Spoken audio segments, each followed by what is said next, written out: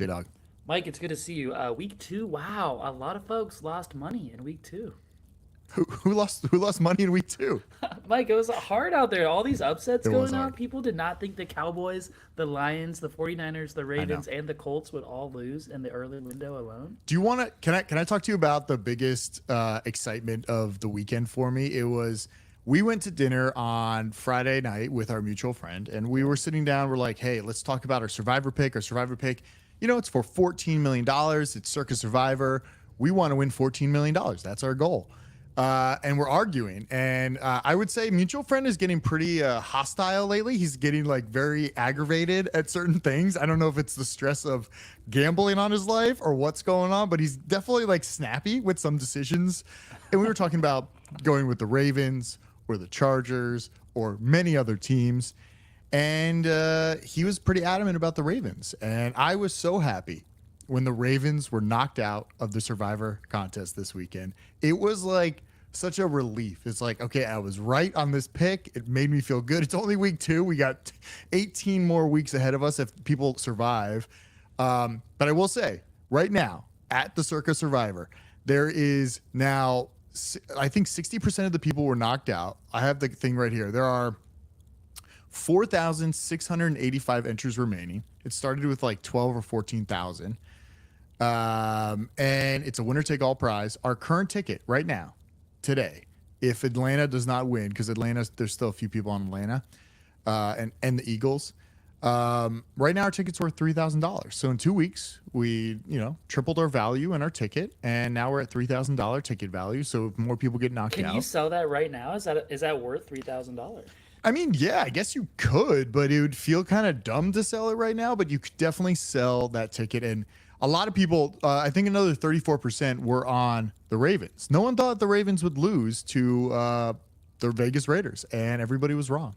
And the Chargers was the easiest. This is a new segment every Monday we record, because Yeah. we record the show on Mondays. We need to ask the question, would you sell your ticket today? Because it's either going to keep going up in I know. price every Monday we record, or it's going to be a very depressing podcast where you say, I wish I sold it last week I know. before we lost. And I think what you're doing is you're encapsulating Survivor picks for everyone listening and everyone watching right now, because they might not be in the Circa official pool. But if they're in a Survivor pool at all, they know it's been ravaged. It was the Bengals losing to the Patriots in week 1. It was the Ravens losing to the Raiders in week 2. The Cowboys losing to the Saints was another huge one. There's several on the board. The Texans was a 1-possession game last night. If Caleb uncorked one deep, he was going to win that game too. Caleb was never going to uncork anything. No, he hasn't yet. His next deep ball in the NFL will be his first one. Did you see? I watched that game pretty closely because I was actually rooting for the Bears to beat them because I thought that would be great to knock out. I think like 44% were also on the Texans, so that was a huge percentage. Yeah. But Caleb kept throwing these long balls. It almost felt like he was in like a flag football league and like just lofting it up and like hoping somebody would catch it. No, half the time there's no receiver around. I didn't understand what was going on. He's not slinging it like he did at USC. He's not slinging it like he did in the preseason. I don't know what's different. Maybe people are trying and game planning, and the NFL is catching up to him. But Caleb and all the rookies are not good. Mike, all the offenses are not good. There's some stats going on out there where it's like touchdowns are down, passing yards specifically are down, quarterbacks are struggling, not just the rookies who we expect. The second-year guys, one just got benched, and Bryce Young. The veterans. I was watching Jets and Aaron Rodgers. I was like, this guy's 150 yards passing, and they're like crowning his ass. Like, what's going on here? It's like no one's really impressing. Mahomes barely beat Joe Burrow late in that game. It's like, who is impressive right now? Well, do you think it's the fact that now they cut down on the amount of preseason games, right? So there's what? Is it only 3 this year, or they barely played any, There's only 3, but the starters play less than ever, it seems. No, I know, but I don't think some of them don't even take any snaps. I don't know what's going on. I mean, we see the Steelers just scoring field goals left and right. I think they scored one touchdown. Have they scored a touchdown this year? I think one touchdown in 2 weeks. Yeah, Okay. yeah. So That's better than Caleb Williams, maybe. I don't know. Well, can we talk about Caleb Williams? I just want to say something. I just want you and everybody listening all summer long. I was saying Caleb Williams is going to be a bust. He's going to be a bust. This man, I don't know what's going on. If people are delusional, this man is a bust. I look at him and I say, he's like mentally he's not in the right mindset. I think he's like, because you saw him in like college, like going to his mom and crying and doing all this stuff. I think he's either really hard on himself or he just doesn't understand he's not that skilled in the NFL. Like, you are now in the NFL playing with the big boys, and I don't think he can compete He didn't look very good out there. He was scrambling all around, slinging balls over like everybody's head. I don't think he is the quarterback of the future in Chicago. I think Chicago is a place where people get ruined and people go there to just get destroyed. Their confidence get destroyed. And then maybe you can move on and be a backup somewhere else. And then we've seen many backups. Mitch Trubisky, maybe they all just go to Pittsburgh, but Justin Fields. They do. Trubisky and Fields did. So that's the path for Caleb Williams. Go be Justin Fields' backup quarterback in Pittsburgh. That's his new ceiling. 2 to 3 years. But I just want to say I'm standing by. Chicago's a bust. I think they have dominant defense and terrible offense. That's where they're at. Keenan Allen was out. Rome Odunze dropped a few balls. I want to give Caleb a little more time. I don't like what I'm seeing. They look incompetent on offense, but the guys around him seem somewhat incompetent because they don't have a ton of playmakers. Is Khalil Herbert the starting running back? I don't know what that's about. Cole Kmet, the tight end, they paid him all this money. I wouldn't pay him any money from what I've seen in Cole Kmet's career. I wouldn't give him $5. I mean, the guy off the street would be better. So I think we should give him a little more time on Caleb Williams. Well, what about Bryce? We saw Bryce play this weekend. Oh, he's so done. Because I did watch that one closely. Because I know you were on the Chargers on the Survivor pick. That's what you did land on after you talked a mutual friend out of the Ravens. And by the way, I was not on the Ravens either. I knew they stood a chance to lose to the Raiders, of course.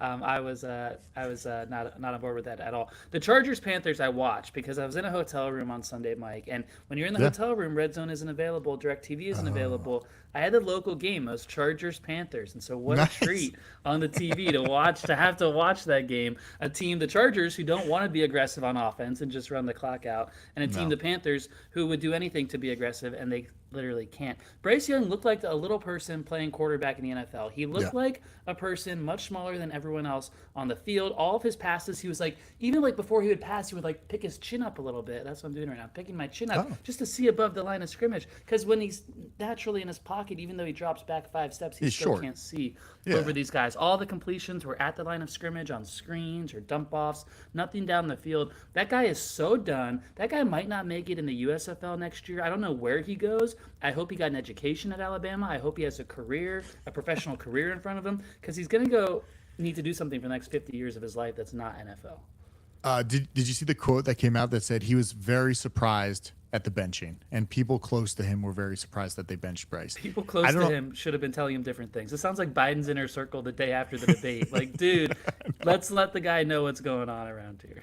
Do you think Andy Dalton actually turned? Because like Andy Dalton, he was what? He was at the Cowboys for a minute, and then he was he at the Saints for a minute too? Was he at the Saints for a little while? And he was great for the Bengals for 10 years, a real 10-year decade run. They let him go. Now he's back up. Do you think it's still feasible to continue? This was my strategy. I told mutual friend, I said, we just have to follow the Panthers schedule all season long, and it will lead us to victory, to $14 million. Now he's scared to play against Carolina. We can talk about the games in a minute, the future games this week, but he's scared because we thought this was coming. We thought Andy Dalton was going to step in. Can the Red Rifle, can that man step in and win them a game? Because it doesn't look good. Like, I know you're a fan of the Red Rifle because your son is also a Red Rifle. You've got to be on board with this thing going forward. And the Red Rifle is your best hope. It might be your son's favorite person to look up to years down the road. Maybe. It could be this redhead quarterback who just took the league by storm and saved a broken franchise like the Panthers because they're so broken. I do give their head coach, Dave Canales, some credit for doing this in week 3. I thought he would have I'm the new guy here. I don't want to disrupt feathers. Let's wait till October, November to do this. I think it's great, except I have a bullshit or belief question for you. Let's go. Should the Panthers actually just stick with Bryce Young, tank the rest of the season so they can get the best quarterback in next year's draft? Bullshit or believe they're doing the wrong thing by going to the Red Rifle? How about this? I think if they put in Andy Dalton, I think the idea is that they'll realize it's not the quarterback and almost give him another shot. Like, oh, Bryce, it wasn't your fault, but we still get that first round pick. Maybe we'll get an offensive lineman to protect somebody. But it just looks like, I mean, I know there was like Bosa's out there and tackling, like they were just like tackling him left and right. It was kind of sad to watch, actually. Like, it was not good. But I just think this is like, if Andy can succeed, they know it's Bryce. If Andy can't succeed and they can't win a game, then they know it's the team. So I feel like it's a nice like test. Let's test it right now. Let's see what happens. But yes, I think I in a way it's like, I believe, and it's also bullshit. It's like part of me wants to say they want the first round pick because now they have their draft picks after giving Chicago some of the greatest draft picks and all these picks and players that they have on their team. Yeah. Maybe. They But do have a it's first just- round pick next year, so they can go That's to the good. quarterback position. I like what you're saying, where they might find out that it's not Bryce's fault; it's like the team's fault if Red Rifle continues Yeah. to struggle. But if Red Rifle plays well, it's all Bryce Young's fault, and then you get a competent quarterback in there next year. Either way, I just think they need to lose more games to maximize their pick in next year's draft. I hope they don't take Shador Sanders. This guy could wreck a franchise. The way things are going with Deion's son, he might be our next Caleb Williams, Mike.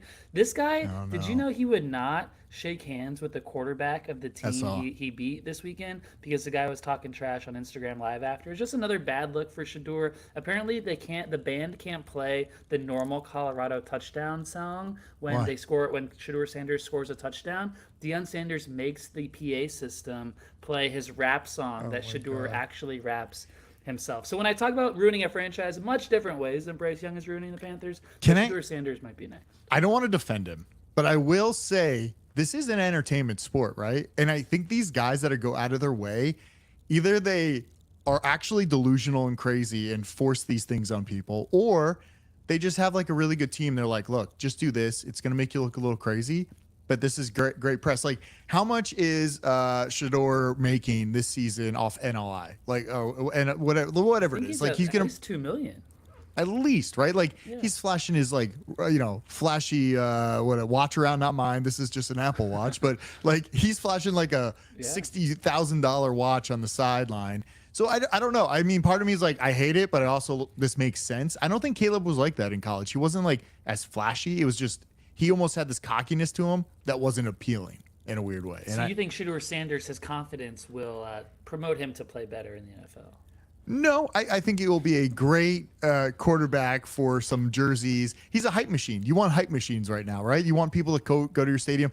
I think you can get like a whole season of the Panthers games for like $10 or something right now. But they might just let you in for free. I don't know what's going on there. So, yeah. But I think you just need hype men. So, yeah. Okay, that's fair. That's my take on it. I got a few more bullshit or believes. Can I run through these for you? Yeah, let's go. Thick Rich, Anthony Richardson. Mike, I have a habit of tracking your bets on the weekend, and I saw you on the Colts to cover against the Packers. I told you at dinner, LaFleur is a great coach, and he could cook some shit up for Green Bay. He certainly did, although it wasn't surprising they ran the ball. But here's my bullshit or believe. Richardson struggles again. The Colts are 0-2. We know the 0-2 stat. You don't make the playoffs, you go 0-2. Bullshit or believe. Thick Rich isn't that dude. It kind of hurts me to say it, but can I say the real problem? I think he throws the ball too hard. I think he's just too strong. He's too strong. The man. It's a Brett Favre problem. Yeah, he's strong. I don't know if you've seen him throw the ball. He throws the ball very quickly. It's fast. He's a big man. I don't know how is he like 280 or something like that. He's a thick dude. That was he's his off-season thing. He put on weight. His arm is big, and guess what? When he throws it, it's fast, and people can't catch the ball, and that's a problem. Too fast, you're saying. Too fast. Yeah, I think it's a little too fast, but I am a little worried. But you could also be worried about all these other 0-2 teams like the Ravens or Cincinnati. Who knew Pittsburgh would be leading the AFC North and whatever it is at 2-0 or something? It's crazy. So this is a wild season. The Ravens season. and Bengals are 0-2. How about that? Bullshit or believe? Ravens and Bengals both missed the playoffs. Bullshit or believe? I'm gonna say bullshit. I don't think they both missed the playoffs. I feel like who has the easier schedule? I feel like Cincinnati has an easier schedule because they were kind of bad last year, or does Baltimore? I don't know who has a better schedule. Baltimore has the toughest schedule for winning the division. I say Cincinnati does. I think they fought well. I think the refs helped Kansas City just a little bit. Doesn't Kansas City always get the help? Like, I'm a Chiefs fan in general, but at some point it's like they always get the call, especially at home. Always. You almost expect it. You're like, fourth down. Like he's going to throw the ball. Pass interference. Like, and you saw Burrow's reaction, like celebration, and then he sees the flag. It's like, fuck. It's like, that's what happens. But yeah, I think it's I don't know, it's a crazy week. Also before the season we sat down and talked about all the over unders, all the wins. My Jacksonville Super Bowl bet is looking worse and worse. They're not playing very well. When you lose to the Browns, you're down really bad. The Browns aren't even like a good team. Like I don't think Deshaun played very well, but you could see like their defense is actually that good, and Deshaun is just good enough to get the ball to people occasionally, and they can score a touchdown, but not many. Trevor Lawrence is going down the Bryce Young road. He's lost 7 of his last 8 starts, even though he just got paid. Like they might have to bench him at some point. I don't like that. It's a weird season. It's week 2. We don't want to overreact. I have Maybe it's stats always this weird week 2. Is it possible it's always weird week 2 and we just let it play out, or is it actually weird right now? Well, who went like 7-0 and then it was Philly. Remember Philly went like Yeah. 9-0 and then lost all the remaining games of the season. Weird things happen, injuries happen. I mean, look at the Rams. They're like literally just falling apart. Everybody's on They're IR. so done. McVay might retire midseason the way things are going here. Oh, you It's, think it's really it's just bad going- for the Rams. I think they're so done. I think they're like a top 5 pick guaranteed. They're just done. Because we're giving Cooper Kupp credit on last week's show, and I said, know. It's Mikey's bad. old. He can't have that many more targets every week, and it only lasted a half more Yeah. game because he's Got now a out few a more. bunch of weeks too. It's not good. My fantasy team, I hate fantasy, but my fantasy team is in shambles right now. I Most had are. Like I Christian said, there's no McCaffrey. offense in the league. There's injuries everywhere. It's bad. I Tell don't me really about have. McCaffrey. Are you worried about him not coming back with the Achilles, or you're trying to trade him to me this week? Well, I tried trading him to you before I was going to get Pacheco, but I'm glad I didn't get Pacheco. At least Christian McCaffrey's You're right. coming back. It could have been an IR trade. We should Yeah. still do that. Actually, who's back first? We can do it if you want. Yeah, at this point, I don't care. I don't know. I don't know what's going on. I think it's the lack of actual game time speed that is hurting all these players. And we say this every year. Every year somebody gets hurt. But this year it's like a lot of guys, a lot of big guys, a lot of wide receivers, quarterbacks. I mean, we didn't even talk about Tua on Thursday night, but do you have any parting words for Tua or anything you'd like to say to him before he retires? Or I'm not forced speaking to directly to Tua. I know he's a listener and a downloader. In general, Mike, I'm numb to the Dolphins, and I've told you this Okay. before, and it's definitely true again. Tua, he was down like 31-3 in that game to Josh Allen. Josh Allen is Tua's daddy even before the injury starts. Like Josh Allen runs shit in Miami, in New He really York, does. in New England, and Buffalo, and all 4 places. That's just what he does. He has no help on his offense this year, and he was still running shit. And so I was sad about the Dolphins' offense before Tua got hurt. Obviously, getting hurt made it more personal for Tua and for every Dolphins fan. Hated to see it. You have a prediction the NFL is going to be going away at some point soon, and hits like Yeah. that are the reason why, because all these families gather on Thursday nights, national TV, millions of kids watching, millions of football moms watching. They see that, and it's like you might be less likely to have your kid play football after that. At the same time, it appears Tua doesn't know how to fall down on his own. Me or That's you, correct, Mike, yeah. would not run into DeMar Hamlin. We would fall down before we got there because we were scared, and Yeah. that's what I wish Tua was. I wish he was more scared. Maybe this time when he comes back, because they say he's not retiring, maybe this time he'll be more scared and protect himself in those situations.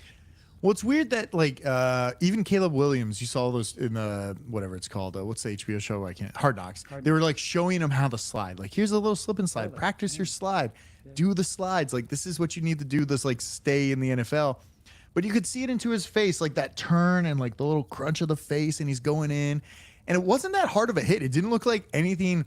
It wasn't a head-to-head content. It was like just into his chest. It's almost how Hamlin almost died, or actually did die. Ironically, right? Yeah. Running into DeMar Hamlin. Like, what Yeah. football gods, what did you cook up on that one? Yeah. I don't know. I don't know if it's just something he has that's like his neck isn't strong or he's had so many.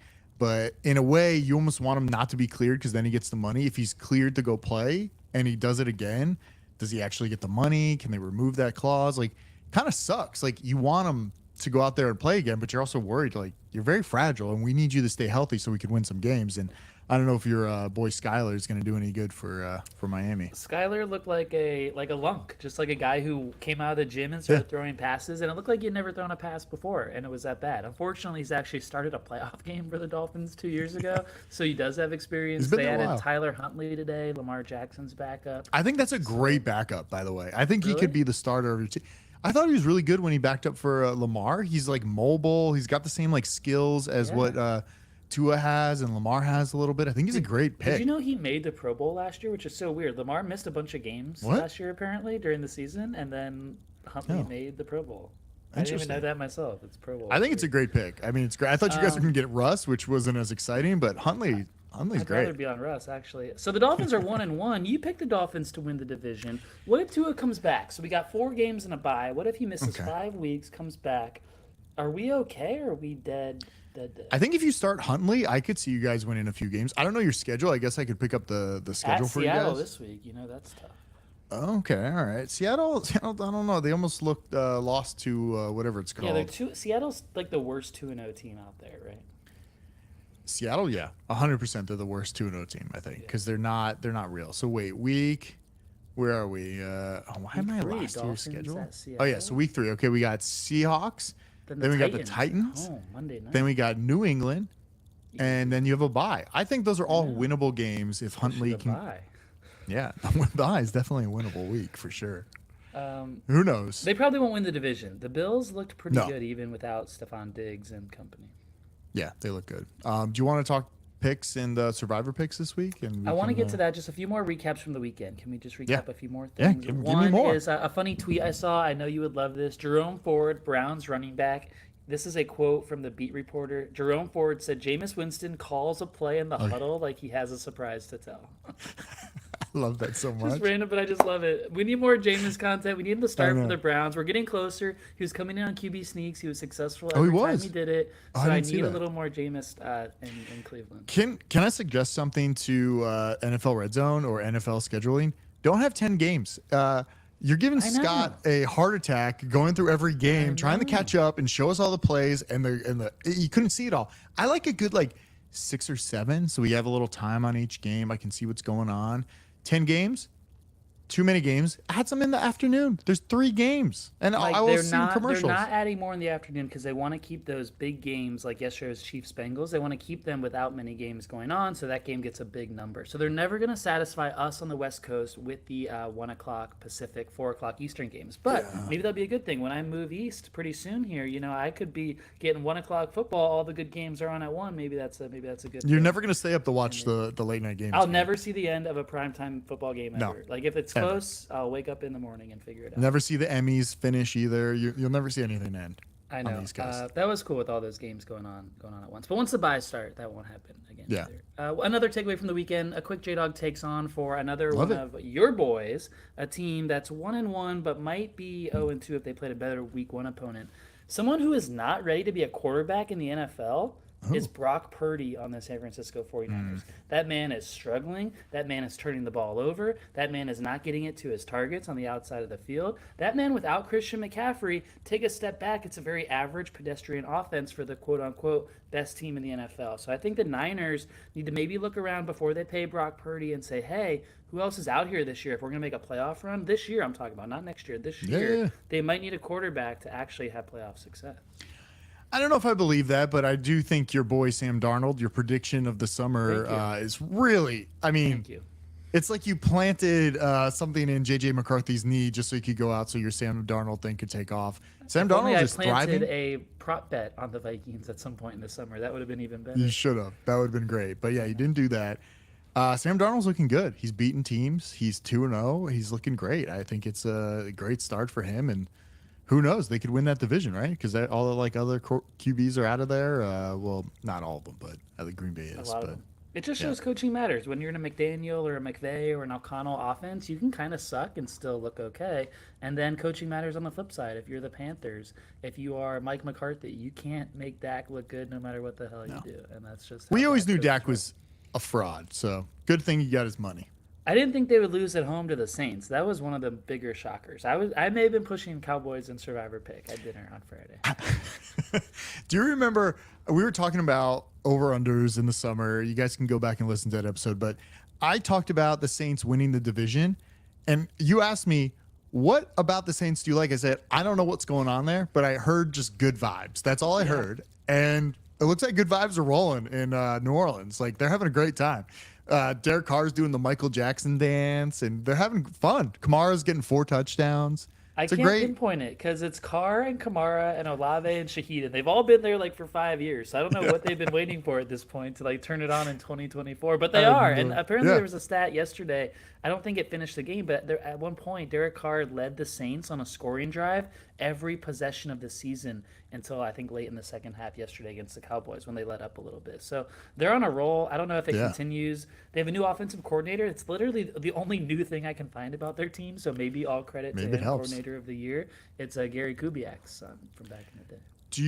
Did you listen to Brady at all? Because I didn't listen to any, but I saw some more clips of a lot of Red Zone. I was doing Red Zone. a lot of dead air of Tom Brady, a lot of not talking. I don't know what's going on with them. I guess Miami filled their slot for QB, so he's not going to be playing there. But We're still open to Brady. You're still And open? honestly, Okay. Brady's open to getting out of announcing. I've been telling you that for weeks. Sources Yeah. continue to tell me he's not cut out for it long term. He's not going to see this through. Does he go back and QB the Dolphins? Does he own the Raiders? We'll see what happens. All right, let's get into some picks. I'm going to start with Survivor because Survivor right now is really driving and guiding my life. I didn't think I'd be so involved into Survivor. I didn't even care about Survivor before. I don't even know why I play against the spread. Like, that is almost impossible. Survivor feels impossible because you're like, oh, this team just needs to win. That's all they need to do this week. We have 2 weeks down. Now, some people are even tweeting at Circa like, "Hey, if somebody wins week 6, all the money. If everybody's out, can you restart it?" Because that's how fast people are dropping out of this league. Wow. So you It's might win so very fast, soon. So I have options. I wrote down options. Highest percentage chance to win to the lowest. I have 5 teams here.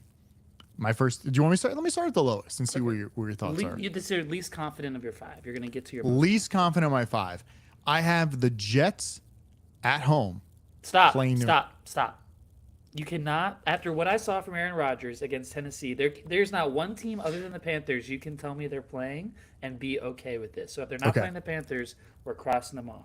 Okay, next. All right. Wait, What who are they about? playing? They're playing New England.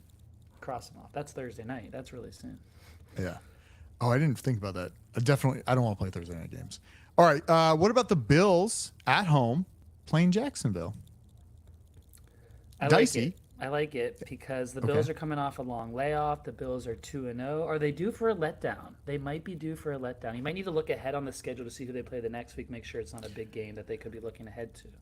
Well, my stat of the week is, this doesn't really matter about the just winning, but it's against the spread.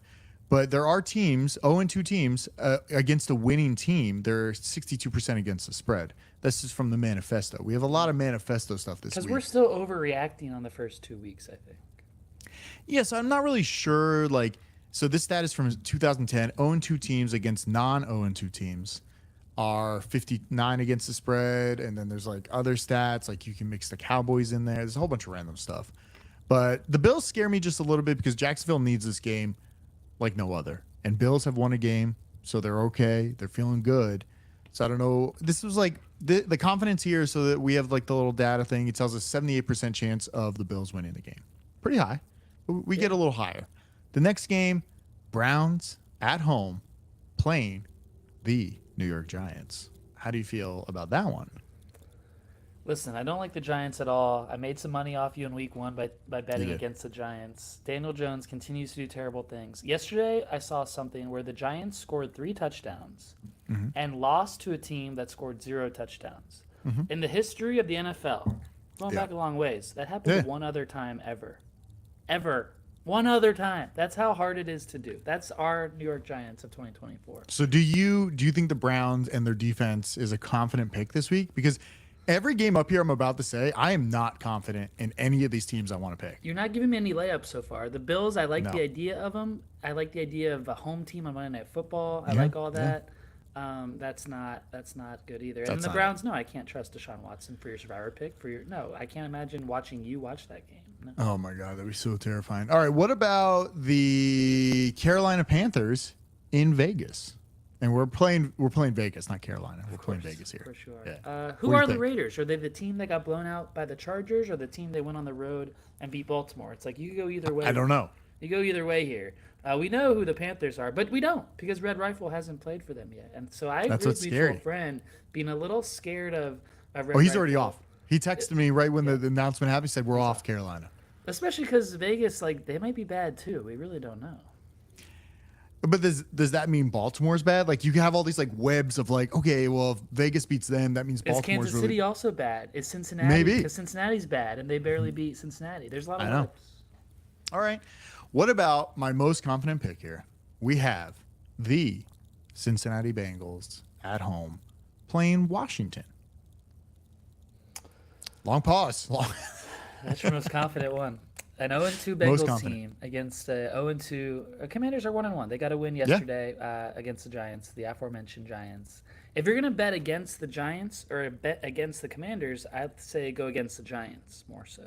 I agree because Washington's a little feisty. Jaden Daniels can run around, but I'm not sure what we're getting with Cincinnati. I don't know how good they are. I don't know how good their defense is. I believe in Joe Burrow. I believe in my manifesto saying 0-2 teams against a winning team, quote, whatever, 1-1 or 2-0 is a good bet this week. But all these games are the best options this week. And I couldn't tell you another, I don't know.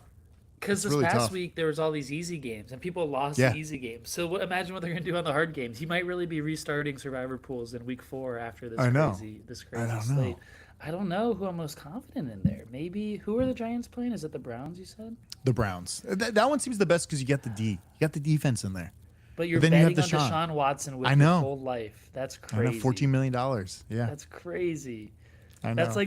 That's like what his contract is per year. It's like what you can get in this one contest. That'd be great.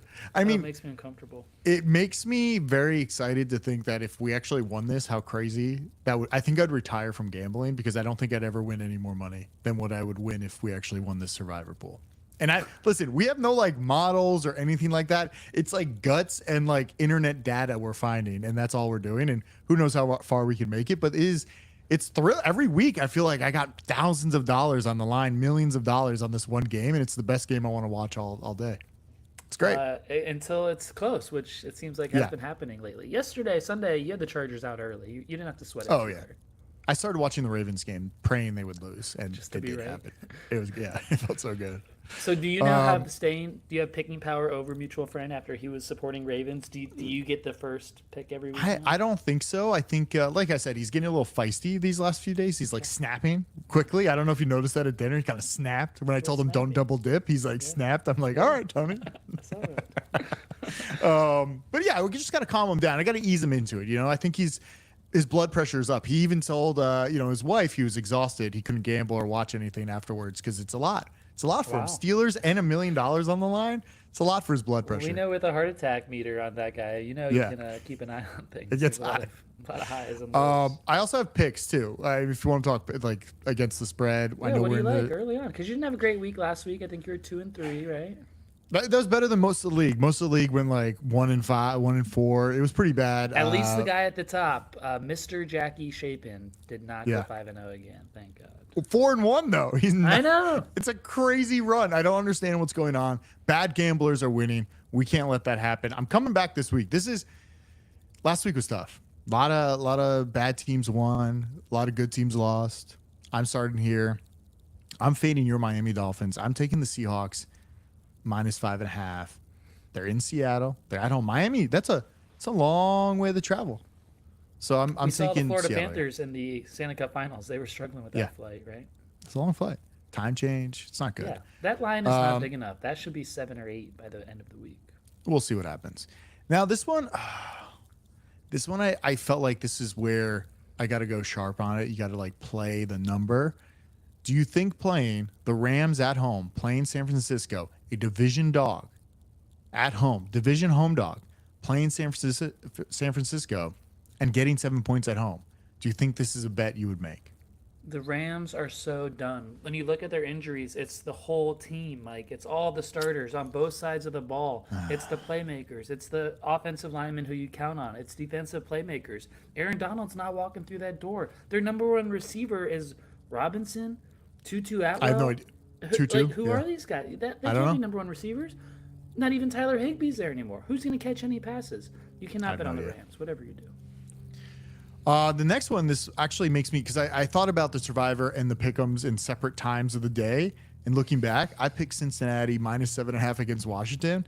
And just because of my stat, 0-2 teams are 62% ATS against the spread in week 3. That was my one stat. This has to be the Survivor pick and also a bet that we have to roll with. 7.5 against Washington.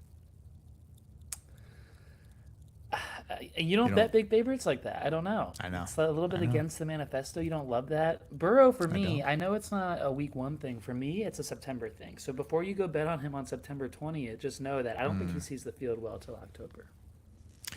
What do you think about Dallas +1 at home, playing Baltimore? Cowboys are now 12-1 ATS after a loss since 2001, covering 10 straight games in that spot. And then the other stats since 2010, 0-2 teams against non-0-2 teams are 59% against the spread. That was all from the manifesto. Those are the stats that you need to roll with. It's hard. That's in Dallas, right? That because they tend to win in Dallas. That's why the New Orleans loss was so surprising. At the same time, the Ravens are not a bad team, and they're already 0-2, so I can't really see them going 0-3. I know. This is like game of the weekend type stuff. I think Brady's doing this game, so maybe we'll get to watch it a little bit. It's tough. I honestly couldn't even come up with a fifth pick. I wrote down Denver at Tampa, thinking I wanted to play Denver because I thought they were 0-2 and they're coming in, they're going to play. But I'm like, you know what? That stat doesn't really matter. Denver's good at home. Tampa looks like they're a Super Bowl team right now. I have no fifth pick. It's Monday. It's Monday at 3 o'clock in the afternoon. I have no idea. You have no fifth pick yet. I have no fifth pick. I can't figure out one. Well, we could look toward your Survivor favorites. Sure. And someone like, I don't know, the Browns could be thrown in there. I don't know if I want the Browns. Let me see what the spread is. I'm pulling it up right now. It's a tough week. This week is not a fun week. Or even the Raiders against the Panthers. Maybe it makes more sense in a five-game pick. Browns are -7 at home against New England. Against the Giants this week. Do you like that? I like that. And I like the Raiders. Like I said, I like the Raiders against the Red Rifle. Maybe not in Survivor, but in the contest, we can risk it there. Yeah, we'll see. That's all I got. Hopefully we survive another week. It'll be a sad Monday when I come on and say we actually lost. But yeah, I'm here. We're still winning. You're still here, so there's no sad Mondays quite yet. Maybe not next yet. Monday. I just want to shout out, you mentioned Baker Mayfield. A quick big dick energy as we end the show, Mike. For two below average sized quarterbacks, two pocket sized quarterbacks, Baker Mayfield, Kyler Murray, they are proving you don't need height to win in the NFL. So Bryce Young, no excuses going forward for your height and your poor performance. It's true. Because these two short kings, Mike, they're getting it done. It's Baker with the Bucks. How tall is Baker? Kyler, I think he's like 6 foot, but he just seems short out there because he's so spry and he's running around. Sure, Kyler's definitely under 6 foot. We know that. Baker is 6'1". That's short. He looks short on the field, but he's not actually that short. But that is short for NFL quarterbacks. How tall? Well, who's the tallest quarterback in the league right now? The tallest, maybe Richardson, is probably 6'6". You'd be surprised, but I think Joe Burrow's like 6'3". It's actually, as of September 2023, Trevor Lawrence and Justin Herbert are tied for the tallest quarterbacks at 6'6". Joe Burrow's 6'4". You wouldn't think that, but he is. Joe Burrow's 6'4". Oh yeah, Joe Burrow's 6'4". Josh Allen. Danny 6'5". Dimes is 6'5". Josh is 6'5". These boys are big, and so when you have a little short king making moves like Baker Mayfield and Kyler Murray, you got to give it up. Jaden Daniels is 6'4". He doesn't look that big on the field. He's not thick. He's not like Thick Rich. Well, he's young. He's a college kid last year. Give him a break. It's true. Damn, big guys. All right, good show. Check out thesportshangover.com. Subscribe to us on YouTube. You're watching this on YouTube right now. Look at me. I'm sweating from this podcast. Subscribe. We need the numbers. We just hit a milestone. We just hit a big number on YouTube. We want to keep that going. Follow us there. Subscribe. Watch our shorts on YouTube and on TikTok. Good show. See you. Bye.